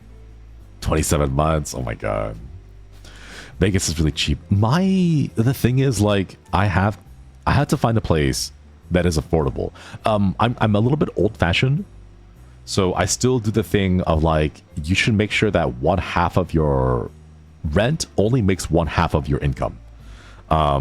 And if it doesn't make 1/2 of your income, then like it's too expensive for you, right? So I'm a little bit old-fashioned, so I'm looking for places that fit the 1/2 income range, and I don't find many places in Vegas, sadly. I do not find many places. Whoa. As long as you're not close to the strip, it's more affordable. Yeah, but it's still like, it starts at 2,000 and it's rough. 2,000 is rough. Lots of places require 3 times income to rent. That's not going to happen for me then. I'll have a better chance at moving to Japan and living there. Oh yeah, good to see you. Wish I could move to Nevada or Oregon, California. Stressful to live. It's expensive to leave, or it is expensive to live, and it is expensive to leave. Roomy? Absolutely not. I cannot. I've lived in my old place. I've lived there for 1, 2, 3, 4, 5, 6, 7, 6.5, 7 years with roommates, and I still have roommates at this other place. But like, I can't. I need my privacy. I need time. I need space on my own. You know, I can't do that. Also, like, I get self-conscious. I can't karaoke practice. I can't karaoke practice if I have housemates. You know? Same, I can't do roommates, right? What if they judge me? What if, like, I have a roommate and they wake up at night and they look at me and they're like, Lex, why are you looking at cactus porn? And I'll be like, don't judge me. I don't want that, you know? Like, I don't want to wake up, have to go get water, and they'll be like, why are you drinking water at 3 a.m.? And it's like, I want to. I'm thirsty. Like, why are you asking? Why are you questioning me about that? Wake up to weird fighting dreamers. I want to move to Japan. Elaborate? Cactus what? Cactus porn. And no, I will not elaborate.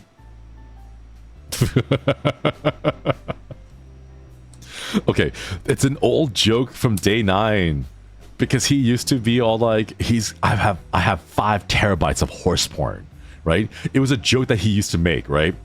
And My Little Pony happened. So the joke about having 5 terabytes of horse porn could feasibly be true because My Little Pony Friendship is Magic happened, right? So he changed it to cactus porn.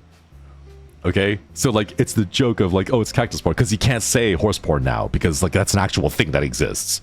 Okay, so he changed to cactus porn. So now when he talks about like having, you know, suspicious files on his desktop computer or whatever, right, it's cactus porn. So yeah. My roommates and I make the horse porn joke. I can't lie, but then someone's going to actually think you do have horse porn. Oh no. Oh no. Horse porn actually exists. I wish I had never heard that sentence, right? Me too. But then again, like I don't wanna yuck anyone's yum. What they do in their spare time is not my issue. Sounds very painful. No pain, no gain. Yeah. I mean, brother, no need to lie. We know it's ghost horror pictures. Yeah, but like, you know, still. I don't want to like air out all of my kinks just willy-nilly like that, you know? Not for free, at least. The thing about living by yourself is doing anything you like the way you like when you like it. It's hard to ignore this advantage. 100%, absolutely. Like, I have a dream of getting an apartment or maybe a house. Like in Japan, I've been looking at prices, and you can get a pretty good house, like a 3-bedroom house, for about 1,500 USD each month. Okay. So I'm thinking to myself, why would I pay $2,000 to rent an apartment in some like crazy place where I have to be careful of neighbors, right? When I can pay less than 2,000, I can pay 1,500 to own a whole house, right? Nekonami-kan Ultima, thank you so much for the sub. Thank you. Hope you enjoy the channel badge of the emotes. Will they rent it to you because you're a gaijin? I work at a Japanese company, so they've told me that they could help. I don't know exactly how, but thankfully I do have contacts at the company that may be able to help. I don't know. Well, I'm still waiting to hear back from it, but like, hopefully? I don't know. I have a friend right now who is living in Japan. They're an old friend of mine from back in the college days, and I think they're at a Japanese language school right now, like taking N2, like practicing N2, and they have like a subsidized housing there. And right now they're going through a whole disaster trying to find a place to live. So it's like, I know how difficult it can be, because they're constantly complaining about all the paperwork and how stupid everything is because they don't do it online, chat. They don't do it online. You have to go to a kombini and actually write down and file the paper through a fax machine in order to like pay your bills and your utilities. It's all got to be done physically. Ooh. Hit me up. I have a lot of friends who do the paperwork. Ooh, I may have to. I want to see what my company says first. Hopefully my company can help me, but if they don't give me enough information, I might reach out to you. But I appreciate it. Thank you, Omana. Thank you. Imagine the company walk you'll have there. Seriously though, God, at a company, yeah, you have to go there. You have to go physically. Japan, why you like this? They are advanced in some ways, but backwards in other ways. So, like, physical paper is a long thing. My 10-year goal, I feel like it's a bait. 10-year goal. You can move to Japan. Pay bills, get egg sando. God, the egg sando is so good. It's really good. Heard it's hell for a foreigner to rent a place in Japan. I've heard that too, yeah. Cultural min-maxing. You have to worry about possible issues, which could be 20k at a time. Oh my god. I gotta save up. Hopefully I can save up this year, but we'll see. Wouldn't mind paying physically, but imagine Kombani like fancy 7-Elevens and I'm confused why I should give them my info. Oh no, it's pretty like standard. Like they have like a little mini like fax machine, scanner, printer machine there, and then the employees will help you like file out the papers. Like if you are aware of notaries in the States, the konbinis in Japan kind of act like notaries there too. Like it would be the best, not exactly the same, but like it is the equivalent. Like you can get your official paperwork done there. I want to go for the schools for me daughter. Fingers crossed. I hope you're able to do so. All right, I hope you're able to do so. Kidesu, thank you for the sub. Thank you. Thank you so much for the sub. I hope you enjoy the channel badge of the emotes. You can do faxes via email now. Ooh. I'll have to figure that all out. I just count more days to my next Japan trip. It'll be my little one's first trip. She's been hyped. Let's go. Oh my god, I hope it's exciting. I hope it's really exciting. Oh my goodness. Please do try, what is it?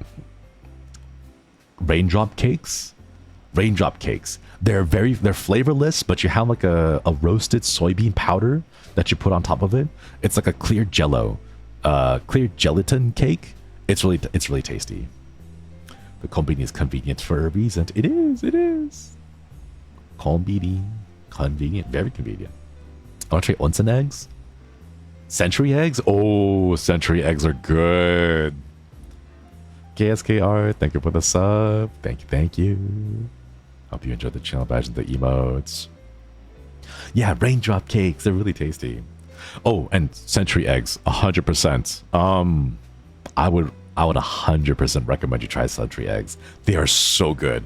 I don't know. Okay, so I tried a century egg, and the best way I can describe it is if you took an egg and you condensed the flavor of the egg, right?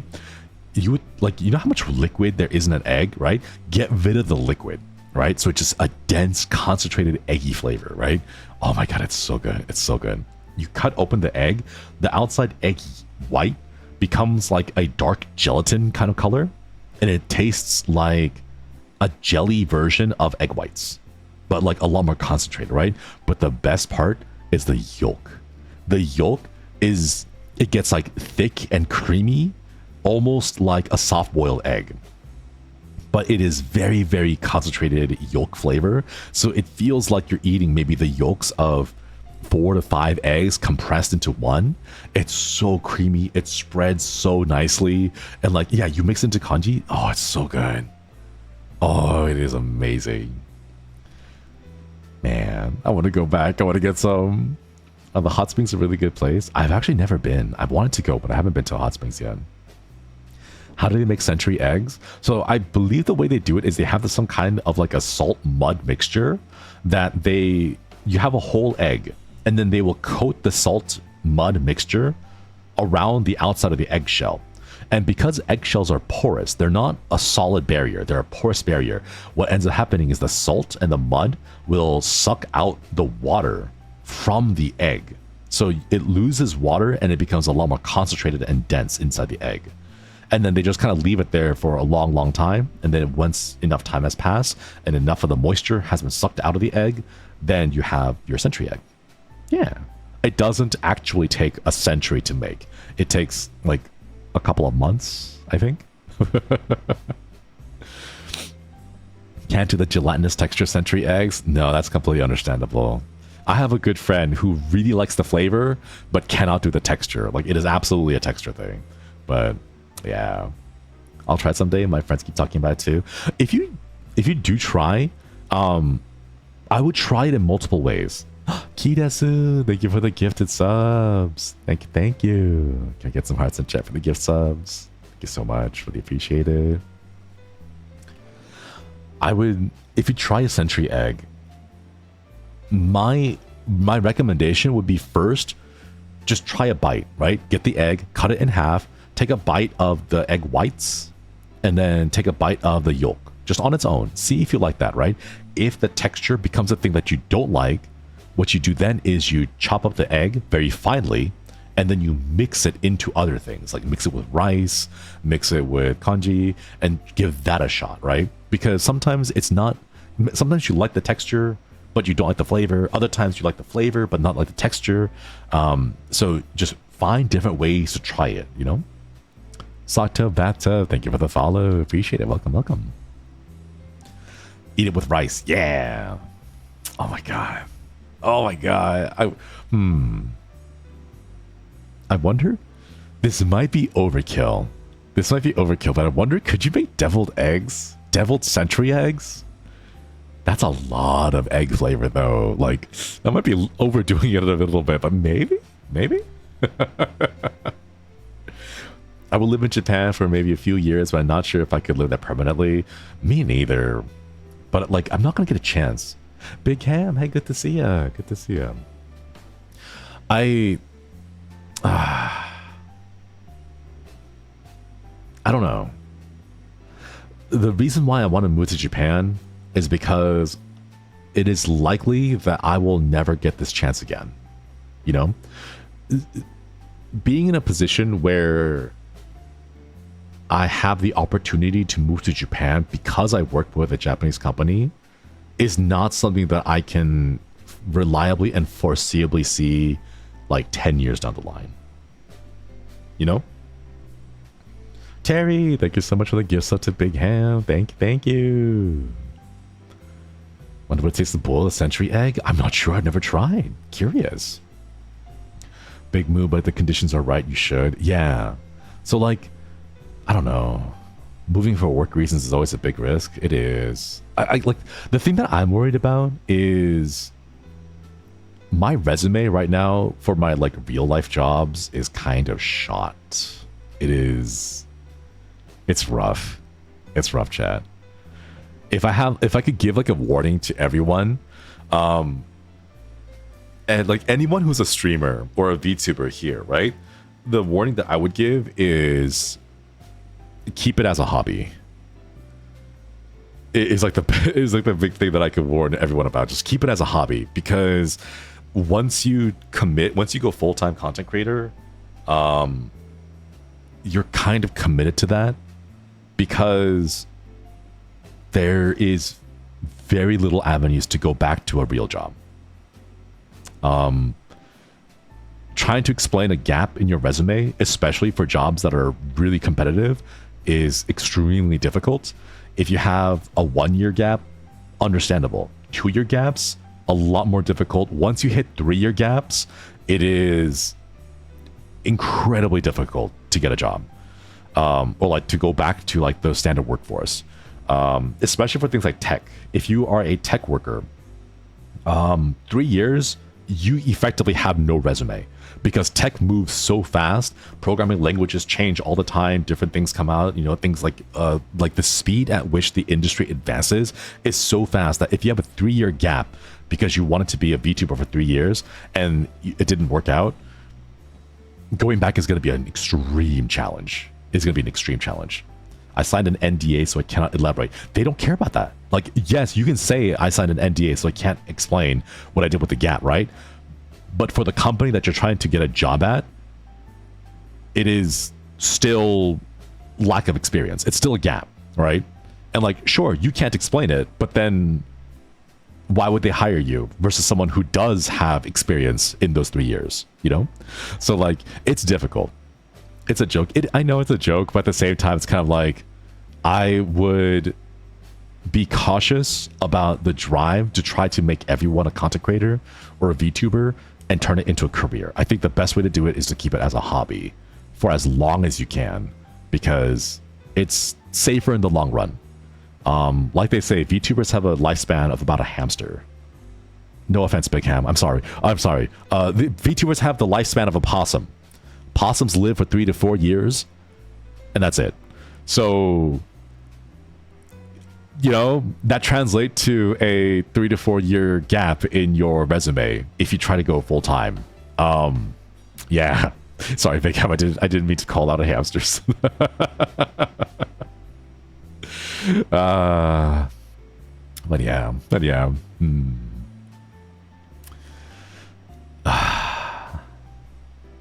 Big Ham, are you just gonna take it like that? No, I'm sure Big Ham is gonna live long and healthy, gonna live to be the ripe old age of, I don't know, what's the oldest hamster out there? 95. 95-year-old hamster.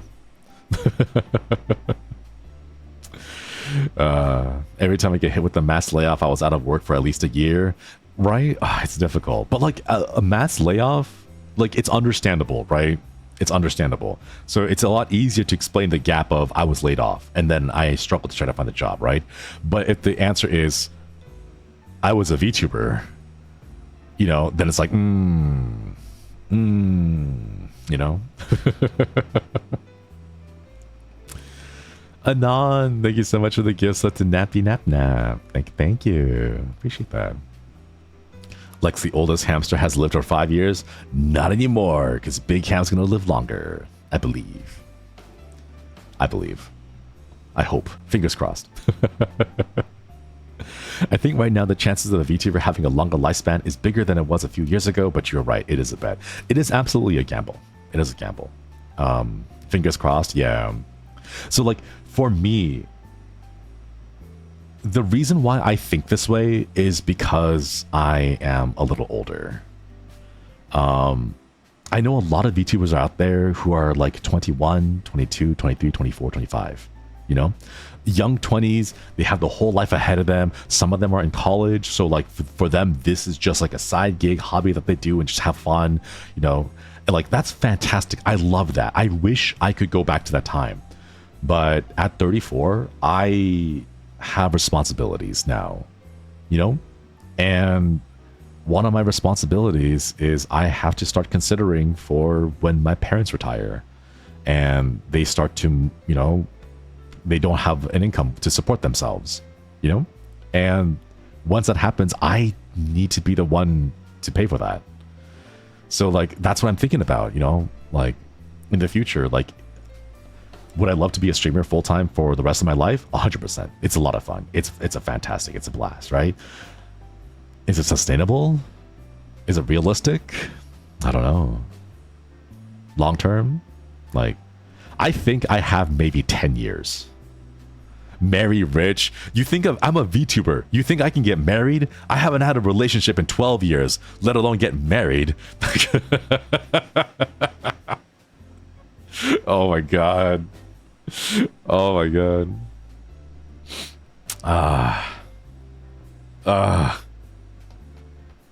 Whoa, that's quite a while. Yeah.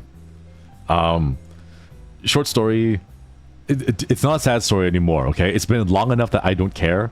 But long story short, I was cheated on back in college, and it took a really big shot to my self-esteem. And then I told myself I'm not going to date. I'm going to work on myself for a while. And that a while ended up being 12 years. Because I just kind of got busy, you know? I just kind of like focused on myself, and I'm like, all right, cool. I'm just gonna, you know, work on my career, work on my studies, go get my like master's degree and all that stuff. And then after a time, I just ended up getting focused so much into myself that I just didn't really date. And it just ended up that way, you know? It's not a sad thing. Don't worry, don't worry. That was like a decade ago. Over a decade ago. A long time ago, right? So it's fun for me to joke about it. So yeah. Sleepy Hollow, thank you so much for the follow. Welcome, welcome. But you don't think right now with so many big VTuber companies, the chance of a career is getting more realistic? No, it is not. I don't believe so. Okay, so like here's the thing. With the companies, becoming a big VTuber like that is effectively the same thing as getting into the NFL or getting into like pro basketball or pro baseball, right? Every single high school student who plays sports wants to go and get into that, right? The percentages of getting into that, incredibly small, incredibly small, you know? Not even for corporate VTubers. Like, I'm sure HoloLive girls are doing fantastic. Like, they're getting what? Tons. Like, I think some websites have like public stats. You can like track all the number of super chats they give, and then you do some mental math. Like, you take out 30% for YouTube's cut, and then whatever the company takes, what from their cut, and then you can get like an estimate of that.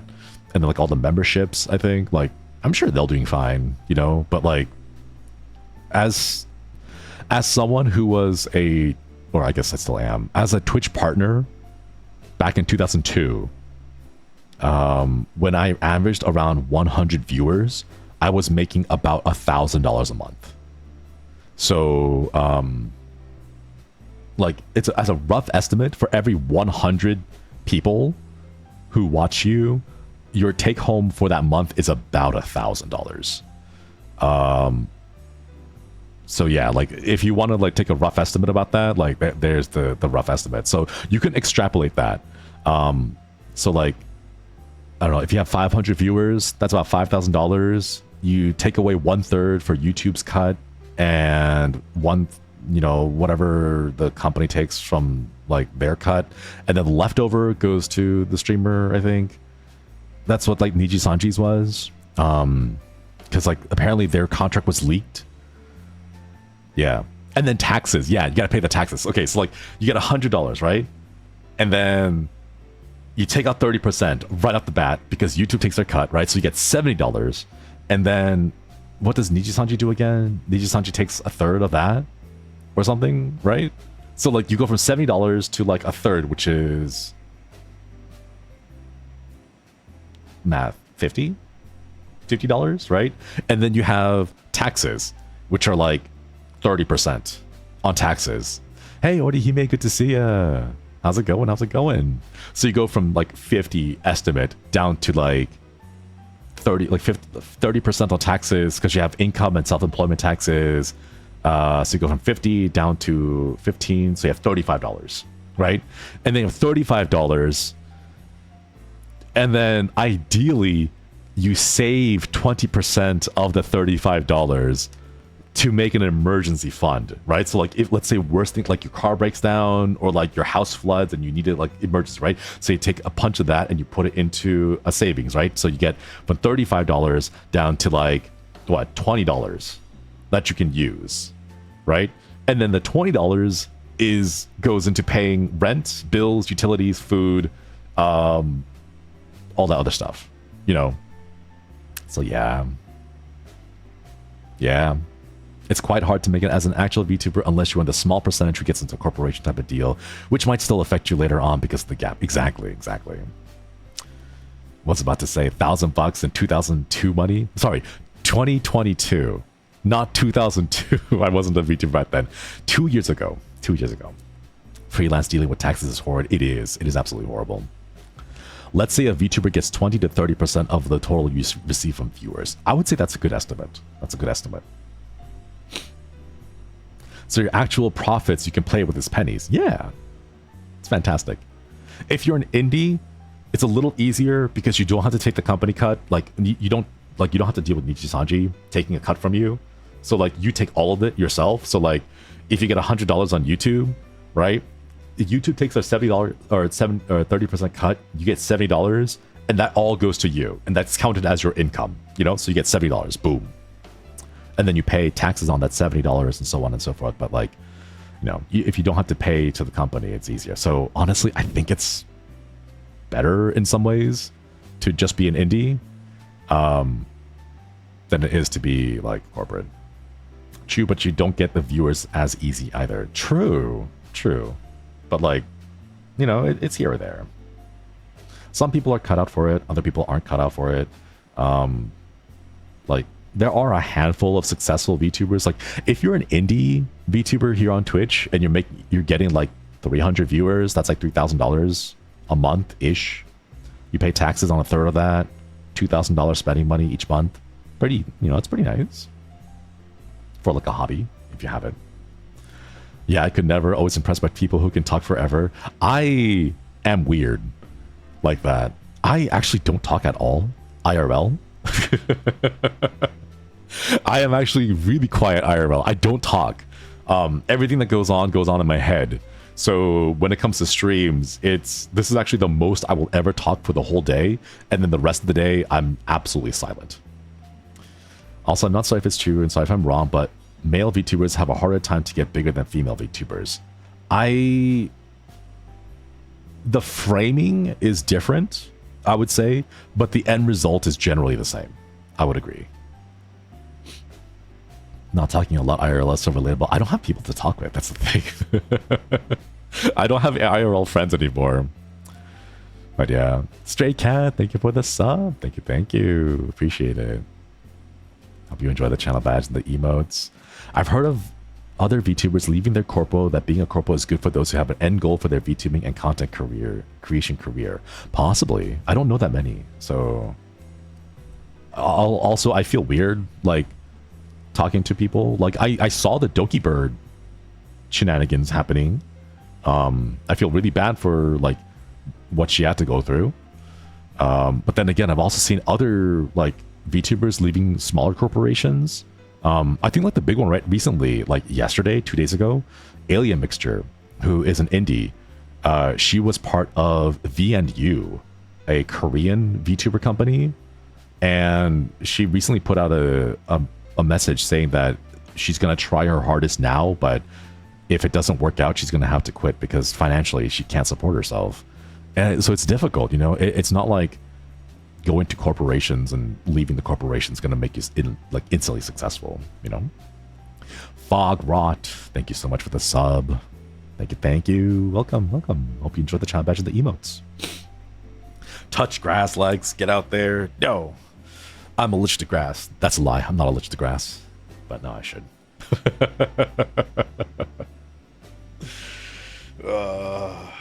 It's impressive how you can talk and make everything interesting. Seems like you're a born entertainer in a good way, that is. Aw, thank you. Thank you. Oh, man. Makes me happy to hear that. Doki's case was outside the norm. I think she's a beast. Yeah, that was an exception. A remarkable exception. I think trying to chase that kind of a scenario, situation, outcome, I think is not feasible for majority of people. But yeah, he lies to us. I'm sorry. I'm sorry. Also, wait, what temperature is it right now? Weather. It's 95 degrees. So, no, I don't think I will go touch grass at 93 degrees Fahrenheit outside. I'll wait until it cools down. I'll wait until it cools down. 95 in October? Yeah, it is. Welcome to climate change. Just wear sunscreen 5 head? No, it's not going to be enough. I have to like cover up. I need to get like a thick, heavy jacket and a parasol to like block it. Oh my god. Get a parasol. Yeah, that's what I'm saying. Gotta get a parasol. Bathe in the sunscreen. For real, I almost melted yesterday. Man, it's rough. And to think it's only gonna get worse from here on out. Only worse from here on out. I want to move to Japan because I've worked in Japan. I've worked at a Japanese law firm like for multiple years, but like I can handle the summers. I'm fine. I'm fine with the summers. It's easy. Like everyone's like, oh, the humidity is bad, right? It's not that bad. It's not that bad. It's manageable, you know? You just get a dehumidifier or 2 or 3 or 4, 1 in every corner of your room. And then you have enough dehumidifiers to make sure that the air is livable and breathable. At a law firm, doing what? Doing law stuff. But not anymore. I turned in my law badge. It's going to be 60s for the rest of the week. I wish I could send you the cool breeze. Give me some of that. Put it in a nice little jar and then ship it over to me. And I'll accept it. I'll gladly accept it. Akarin, hello. Welcome, welcome. 82 degrees Fahrenheit, but I should get it hotter still. I'm so sorry. Oof, I'm so sorry. Oh man, you handed in your lawman star and big iron. I did. If you want to be a lawyer again, what would you have to do? I have to pay $560 to return to active status. And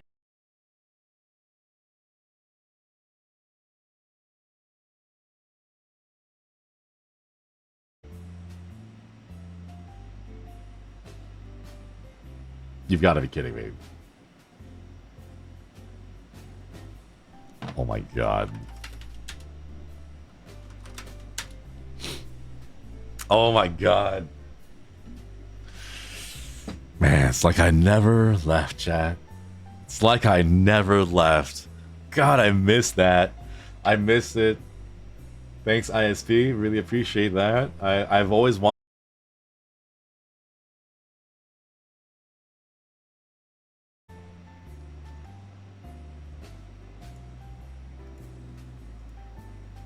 Are we back? I can't tell if we're back or not.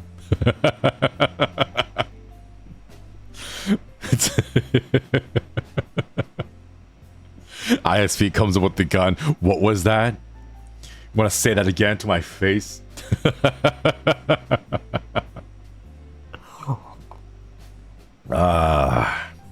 Good times. I've missed this. I've missed it. Welcome back. Thank you. Thank you. I'm going to try to make morning streams a thing. I started my career here as an indie 2 years ago, almost 3 years ago, streaming in the mornings. So now I kind of want to go back to that. Today was just like a test thing. The law on the ISP with the hands. Yeah. I saw the same ad twice. Oh no, I'm so sorry. Wait, has there been ads? Has there been ads? I don't know if there have been ads. I tried to turn them off, but I don't know if there have been. There was a pre-roll? Ah, just a pre-roll. Okay, okay. It's Knife Company stream. Thank you. Got the banner ads. Untapped market considering most streamers wake up at 4 p.m.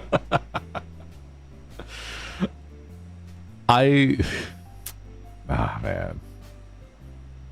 I don't blame them because I used to be in that situation too. I used to also be waking up at like noon or 1 p.m. Oh man. Something about it is nice. I like being able to play games super late at night because like that's when I can like kind of it's my domain, you know? It's my domain. I can go ahead and just kind of like vibe in the darkness and the cool night, just playing my own games, right? Until like 4 a.m. But then it ruins my sleep schedule and then it's excuse me. And then it's just worse. So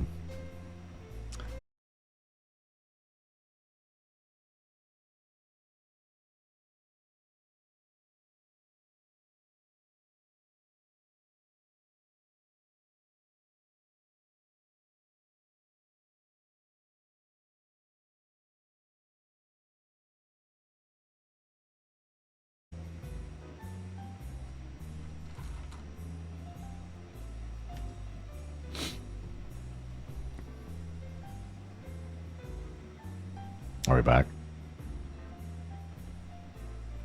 Yuriro, hello. Thank you for the follow. Welcome, welcome. ISP said no morning streams apparently, right? Oh my god. For a moment, when I moved, so you guys know how I was in Japan, right? When I came back, I took a time to just kind of like rest and relax and pack my stuff to move. I thought that if I moved, I would be free of this. I thought I'd be free of this. But then it turns out that California, being the fantastic state, being the fantastic state that it is, allows for certain ISPs to own a monopoly in certain regions. So I was not able to actually escape. I was not able to escape the ISP, and I ended up somehow on the same ISP. And now I have to deal with it here as well. Yeah. Yeah. Are you able to get fiber? Nope. I wish. But like Google stopped the Google Fiber thing. Like they kind of stopped the fiber stuff. No more expansions on fiber.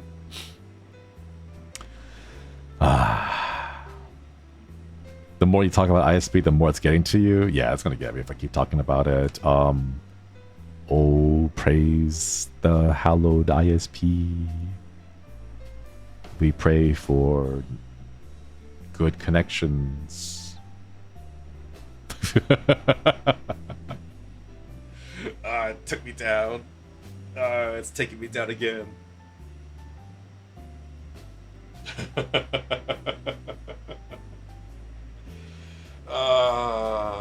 You know what? Maybe it's a sign. Maybe it's a sign. Maybe it is a sign.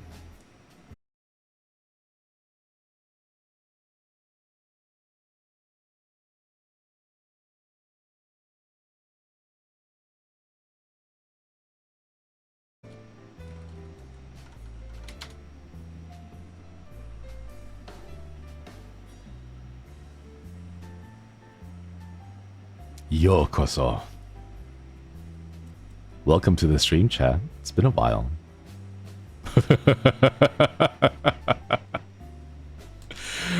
Oh my god.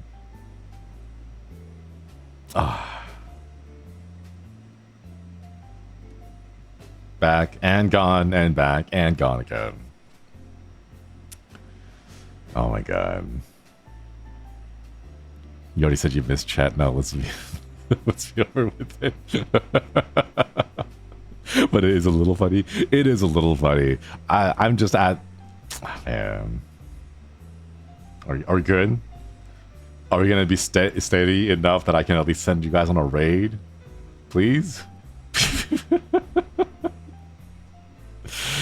Oh, the timing is so funny though. No, I want to. I'm worried now.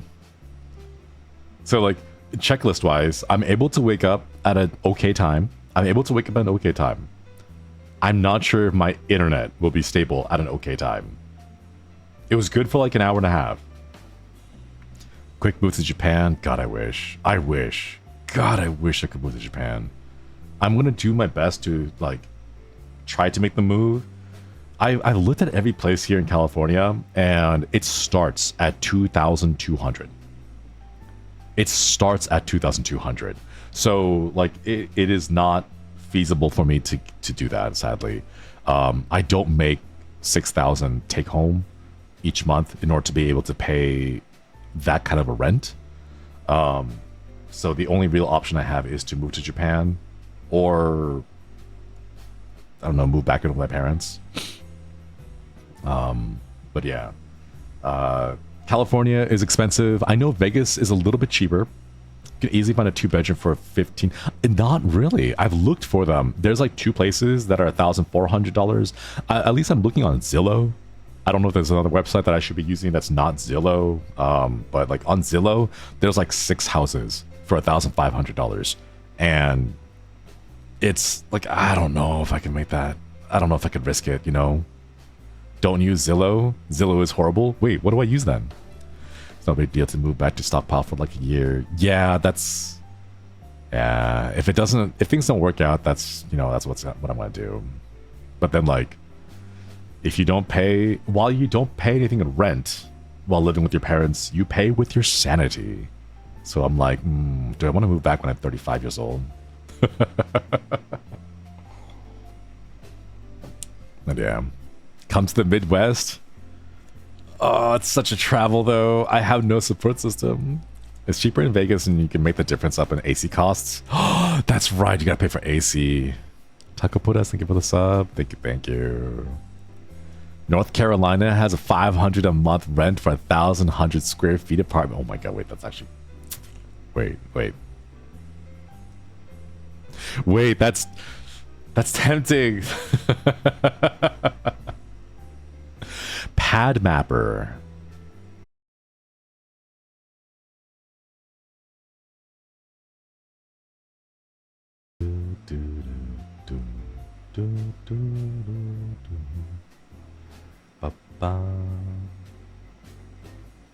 Ba-dum bum ba bum bum bum ba bum bum.